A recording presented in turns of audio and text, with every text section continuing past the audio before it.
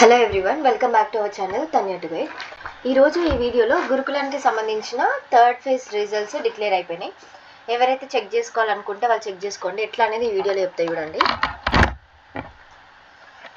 So first of all ఇక్కడ student service important notice అని ఉంది కదా, దీని మీద వ్యూ మోర్ పైన క్లిక్ చేయండి. ఇంటర్మీడియట్ సెకండ్ ఫేజ్ ఆల్రెడీ వచ్చింది, మొన్ననే చేసిన.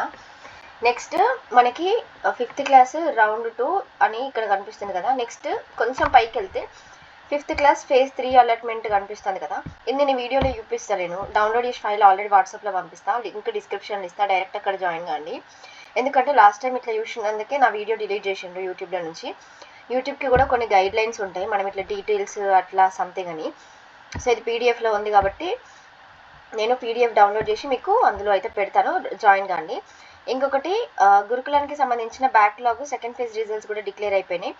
సో గుడ్ న్యూస్ మీకు ఫైనల్గా అయితే. ఎందుకంటే మొన్న రీసెంట్గా కూడా నేను ఒక వీడియో చేసినాను, మీకు గుర్తుకుందో లేదో.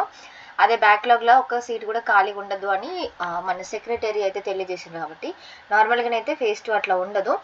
ఫేజ్ 3 అయితే ఇక చెప్పలేము, బట్ ఫేజ్ 2లో సెలెక్ట్ అయిన వాళ్ళందరూ కూడా ఇక మస్తు ఖుషిగా ఉండుంటారు.